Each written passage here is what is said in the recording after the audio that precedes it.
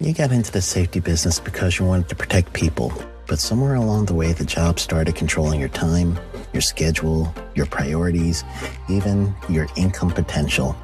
What if the expertise you've built over the years in the field can give you something more? More freedom, more control, more ownership of your future. I'm Sheldon Primus, the author of 7 Steps to Starting a Profitable Safety Consulting Business and the host of the Safety Consultant Podcast, with more than 350 episodes helping safety professionals become consultants and grow their career. Consulting changed my life. In fact, I'm a full-time RVer, and one consulting contract paid for my home I live in today. Now, I help safety professionals build their own consulting practice through bi-weekly coaching calls, accountability, and personal guidance. But this program isn't for everyone. Start with the Consultant Readiness Audit at sheldon.coach. What if everything we thought we knew about safety was just interference? From the host of the Rated R Safety Show and the founder of Safety FM comes the complete Signal Transmission Trilogy, now available in one powerful edition. Safety, in my opinion, the book that started the conversation.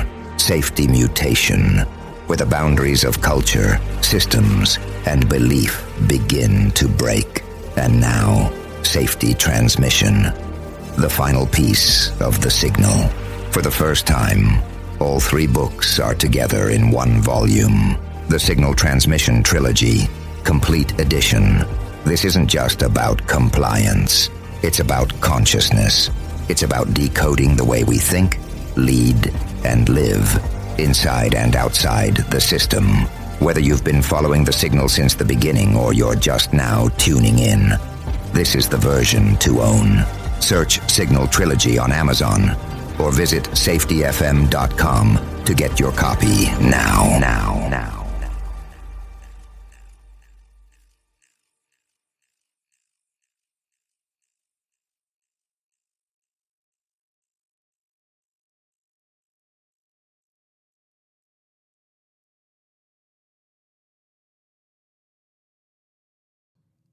This is Andy. And this is Matt. And you're listening to The Hot Podcast with no name. What a dumb name. It's so stupid.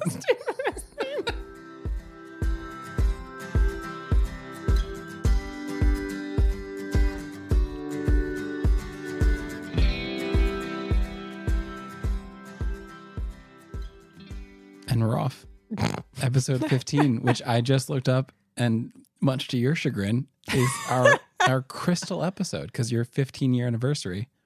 So the 15-year anniversary of each Of episode. Of episodes. And that's where we're at. Yeah. All right. And Here we are. Yeah. Don't downplay. I'm sorry. I did not get you a gift. I'm very sorry. I didn't know. My presence is your gift every time. Every time we do one of these, that's what you get. But yes, so we are episode 15. It's going to be all about problem statements. Correct. Yeah. All about them. All about them. Which homework last week, right, was to listen to our operational learning discussion around the ins and outs of actually booking flights and travel and hotel and what that actually is like in our world. I think it was more about the ins and outs of what it's like working with you. And it was a good... All right, okay. Oh, yeah, fair enough. Yeah. We focused on the process, and then you also got a lot of insight as to what it would be like to have to deal with me on a regular great basis. microcosm for everyone to see. And then, so we used that as just an example of what operational learning is, so that we had something to then try to wrap some problem statements around. So folks might want to listen to that if they haven't. The problem statement, we'll talk to it, but the problem statements, obviously the specificity of them comes from what we talked about on the last episode. Yeah, I mean, generally it's a very good practice to tell people who listen to the show that you can't listen to this episode if you haven't listened to the last one. But that being said, if you have not listened to episode 14, episode 15, this episode will make slightly less sense. I think you'll still get something from it. But yeah, we would recommend listening to episode 14 because we go through all of the operational learning, and it was a good example of you doing operational learning for everyone to listen to. Well, which some people, I guess, might find valuable. I was attempting to operationally learn even about something that many of the problem statements revolve around my existence, which is actually kind of hard to do, right? Because as you are learning about your own actions and how your actions impact other people. And so to stay in the learning space and not in the defensive space can be difficult to do. But that ability is actually incredibly useful in your personal life. Sometimes it comes up in the work world, like if you happen to be the person who is responsible for a process or a task and you help design it, and then people are just telling you your baby's ugly over and over again. That does come up, but many times the way that it at least manifests in my life is in my personal life when I'm learning about other people's reality and how I act or decisions I make, how it affects them. We also learned that I have no problem telling you all of your problems. We had the conditions for candor in this circumstance, which is with a little bit of practice is a little bit easier to create than at least my initial assumptions on how hard it would be to get people to talk. So what we learned is quite a bit about the ins and outs and the difficulties of booking travel. And the fact that in our lives, Matt has taken on that responsibility, and yet it is quite difficult for him to execute it based in our current system with the conditions that we have. I didn't say this last time, but just thank you for giving me that responsibility. I really appreciate it. And I have no problems with it, as everyone knows. And so what we would want to do, like if this was any sort of operational learning team or otherwise, after we've done some learning, which we would do over multiple sessions, not just one session, we would then try to wrap some words around the problems that we're facing. And the way that we would do this, like in a work setting, what I tend to do if I'm facilitating any sort of operational learning is I actually try to take the first pass at wording what the problem statements are, knowing that I'm probably going to get them wrong. But I do that to cut down some of the amount of time just in the wordsmithing piece of it, because we don't really want to get caught up on the words that we're using. We just want to make sure that the words are adequately describing the problems that we're facing. In any sort of operational learning, we're going to have multiple problem statements, so we're not just looking for one thing. And the scope of how we're defining the problem becomes pretty important. And it's almost like it's a bit of a Goldilocks situation. I don't know why that's come up so often in my life recently, but yes, it is. We don't want the problem statement to be super, super general. And we also don't want it to be so specific that it is accidentally giving you a solution rather than a problem. So example, based on the process that we learned about of the booking process, a super general problem statement that would not be very useful is that Andy's life makes it really difficult to book flights. Which is actually interesting, because you could even shorten that to Andy's life makes it difficult. Period. But yes, that would be entirely too broad to say that you're my main existence, right? So that is not a great problem statement, because anyone who wasn't part of the conversation, like there's not enough words or context to even start to form a mental picture of what it actually means, what the problem is. It's not that it's terribly inaccurate, right? It's just that it's too general. I feel it's very accurate, yeah.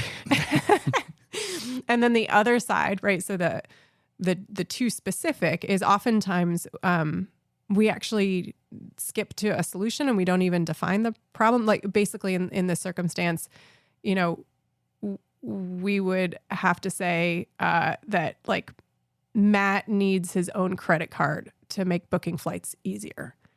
That's actually not a problem statement. That is a solution disguised as a problem statement. And so we would call that too specific, because actually it's not even a problem statement. Yeah, we've just determined what the answer is. And we just said it like, yeah, it could be a problem. So this is how we're going to solve it.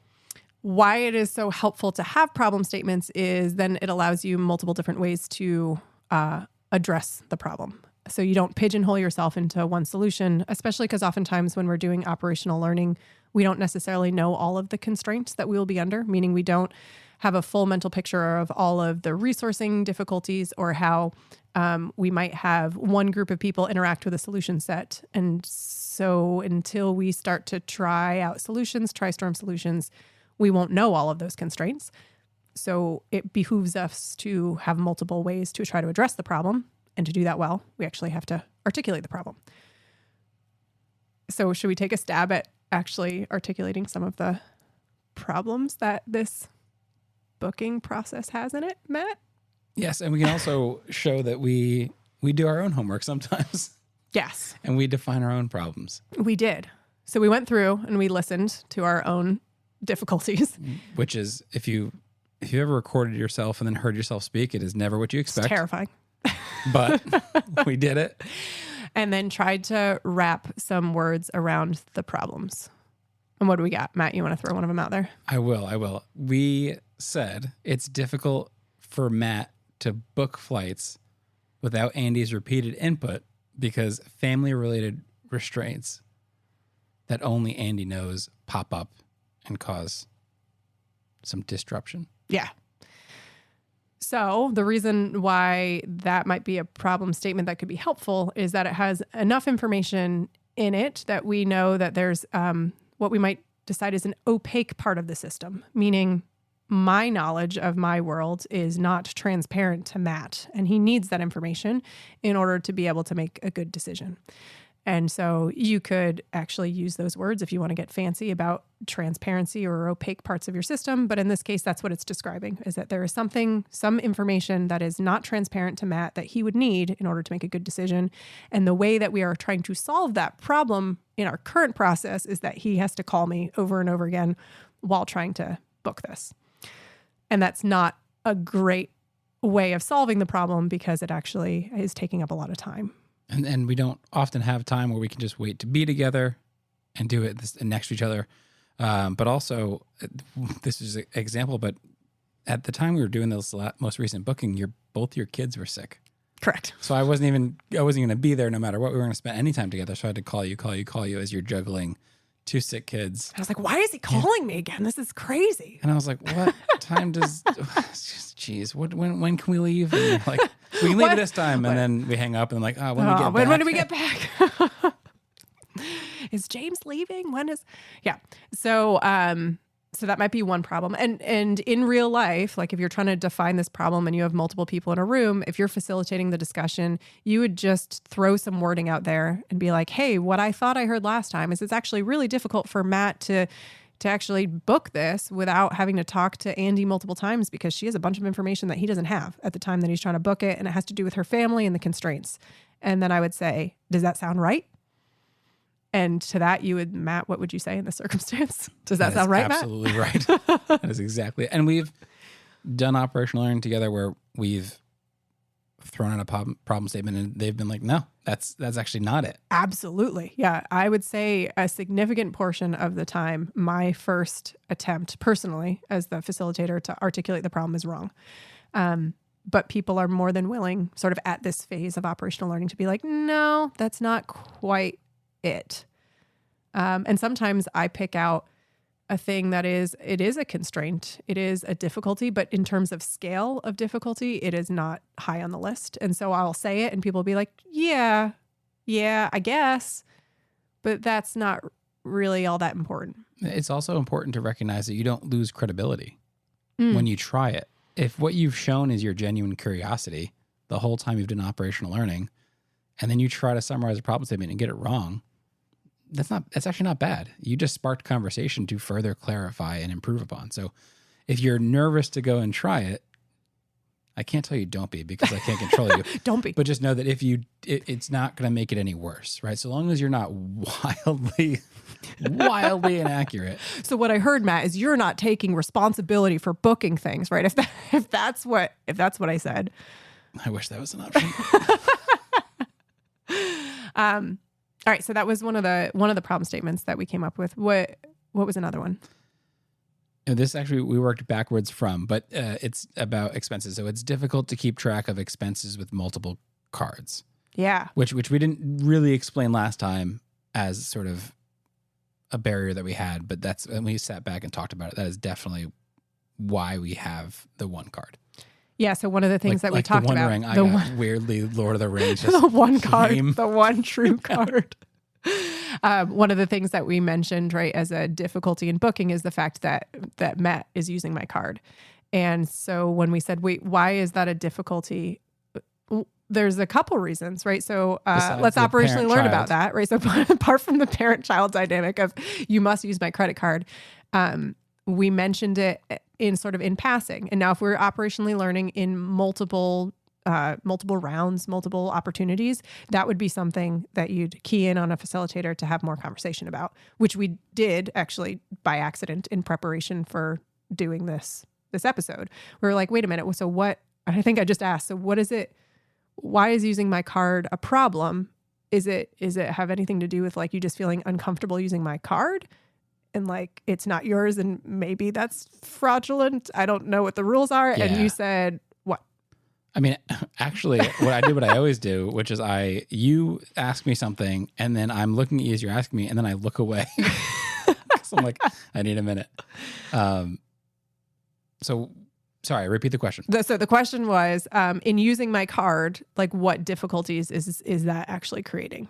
I mean, one, we in person kind of have to be tied at the hip for a lot of things, right? So if we go to check in at a hotel and they want the card on file, there has been times where we've traveled and we had to stay at two different hotels for whatever reason. Mm-hmm. Each one only had one room. And so I'd have to like bring you in with me and say, this is the person with the card.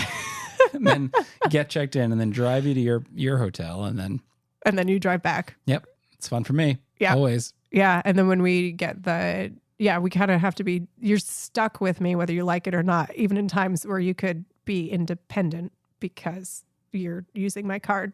Yep. And I definitely and usually in person, they ask for ID to verify that you're the card holder. So that brings up a host of problems in using the card. And so the way that we then sort of defined that is that what you just said, right? It's the problem that we're trying to solve by using the same card is the fact that it's difficult to track expenses on multiple cards. And that's why we're using one card, is to make it easier to track expenses. But our solution set of using one card clearly has created a whole other host of problems. And so it's time to go back to the drawing table on how to address that problem. I always thought it was drawing board, but okay. Yeah, that's probably right. Yeah. Okay. So I am sure there are more problem statements that we can pull out of the operational learning. But for us, as the end users of this process, those are kind of the two big ones of, hey, hard for you to make decisions without knowledge that's living inside of my brain. We've got an opaque part of the process, and the transparency, the way we're trying to solve it is through multiple phone calls, which isn't optimal in many circumstances. And then also using one card is not an optimal solution for the fact that we're trying to just track expenses because it creates a whole other host of problems.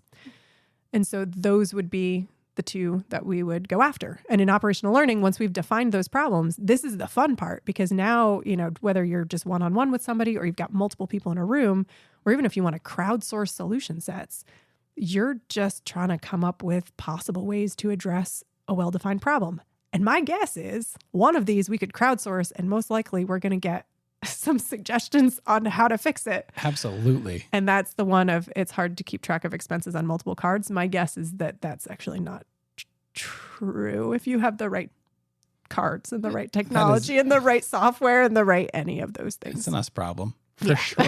I'm sure there's immediate solutions we can find. And for others, right, let's just toss around some crazy ideas for that first problem statement of like, it's hard for you to have the information that's living inside of my brain when you're trying to book things. We could go the extreme of, well, Matt shouldn't be booking it, right? Andy's the one with the constraints, right? That's one possible option. What's another option? I mean, we use the calendar for a lot. So the week before any travel is going to be booked, you can put out on the calendar what your constraints are for the days we have to leave and the days we have to return. Yep. Done. Or even the opposite of the constraints of like, these are the open windows where it would make sense to be doing the travel, right? I could put that on the calendar. That's an option. I don't know, crazy. We could do a weird flow chart of like if-then statements of how I'm making those decisions. Yeah, we could. The flights themselves tend not to change. So like if we looked for a flight right now in 2 months, we'd see all the available flights. We could just write them down as soon as we book them, as soon as we schedule a training, and then you now know what to pick from. Oh, I could have like a multiple choice option. Yeah. Anyway, if you're doing any sort of everyone listening right now is like, here's 20 other ways you could solve that problem. Also, we get it. You all are bad at booking flights. But if you are in a mode of being able to do this operational learning, especially if you have multiple people in a room, like if you're doing a learning team, this is the part where you can pull in things like lean tools or problem solving tools to help you. Like I used to use 7 Ways. So 7 Ways, as far as I know, what I've been taught is originally a lean tool. And basically, if you have a well-defined problem, each person who's sitting around tries to think of 7 ways to address that problem. And usually you can only come up with like 1 or 2 or maybe 3 seemingly practical ways to solve it. And then you really have to push your thought process to get to 4, 5, 6, and 7. And so it just helps people push beyond like their original solution sets. When you have a whole bunch of people doing it, you end up with a laundry list of possible things to try. And it's usually kind of the solution that people like the most is oftentimes just a combination of a bunch of pieces of different people's solutions. So that's a way of doing it. And then, in cases where it is a fairly common problem, it is fantastic to be able to actually crowdsource solution sets. So if you can define the problem with words really well and back it up with some pictures, if you're dealing with things in the physical world, you can send that out into your intranet within your own organization. Some folks have gone on message boards and anonymously posted things to the internet to be like, hey, has anyone ever seen a tool that has the guarding that allows you to do X, Y, and Z in this circumstance to try to solve a problem that they found in a learning team? So there's lots of ways to gather potential solutions as long as we're pretty comfortable being able to articulate what the problem is. Yeah, and the best problem statements require the least amount of context on top of them. So they should just almost speak for themselves, and you can drop them in front of someone, and they just take it and say, I have an answer, or I can go talk to this person. They know about this, and it should be that simple. Yeah, if we have a really well-defined problem, even if it has to be paired with some amount of pictures to help visualize something, it can live by itself, right? So you can just take that little nugget of a problem and then allow other people to try to come up with ways to address it. Yeah, and when I say context, I mean it wouldn't require them to have listened to the 3 hours of learning that went into getting that problem statement. They can understand it with minimal. Yeah. Support. And actually that becomes an incredibly important piece of like the output of operational learning. People often say like a question they have is like, what do we produce? Like what report do we produce? What are we supposed to do after a learning team? Like how do we share information? And a big chunk of that is the problem statements and the ones that we have ideas for and also the ones we don't have ideas for. And some of the corresponding ideas. That is a piece of that. And we'll talk more about the other outputs of operational learning probably next time. Yeah, I think we should spend some time on what to do after you've operationally learned too. Yeah. Spend some time there. But we have homework. We do. We do have homework. We have, if you want to try this out, suggestion action. That's what we're calling it, right? It's called homework. And you have to do it. Our suggestion, our homework is that at some point over the next couple of weeks, when you're in a meeting and somebody proposes a solution to something that you either are asking yourself or sometimes asking out loud to the folks in the meeting, what problem are we trying to solve? Because oftentimes when we get wrapped around the axle of like how to solve a problem and there's a lot of disagreement, it has very little to do with the actual solutions. It's the fact that we all think we're solving different problems. So the solutions sound different because actually the problem statements are all different. So sometimes taking that step of going backwards to be like, oh, okay, I hear this solution, but tell me the corresponding problem. What are we trying to address with it? That can go a large way to help us make improvements. And it is a really, really, really important skill in operational learning is to be able to articulate a problem statement and also acknowledge when we haven't said one, right? When we don't know, collectively don't know what the problem is. That's it. That's it. My boss used to do that to me all the time. One of my very first jobs I'd be complaining about something and he would say, hey, so wait, just Matt, help me understand. What are we trying to solve here? And then I would just pause and leave. I would just walk out of the room and like, he's right. I'm just complaining. That's totally separate. But that's it. Thank you for listening, and we'll talk to you again soon. All right. Thanks so much.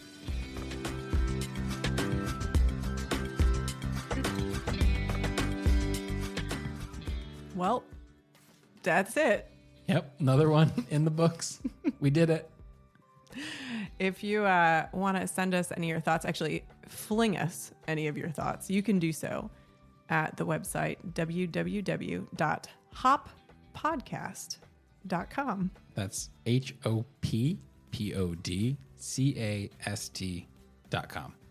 It's still such a stupid name. It's such a stupid name. We look forward to hearing from you. Thanks for listening.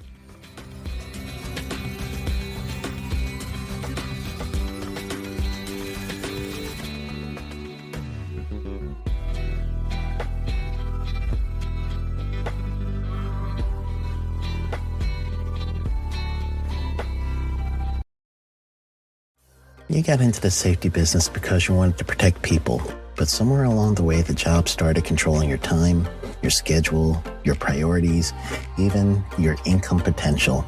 What if the expertise you've built over the years in the field can give you something more? More freedom, more control, more ownership of your future.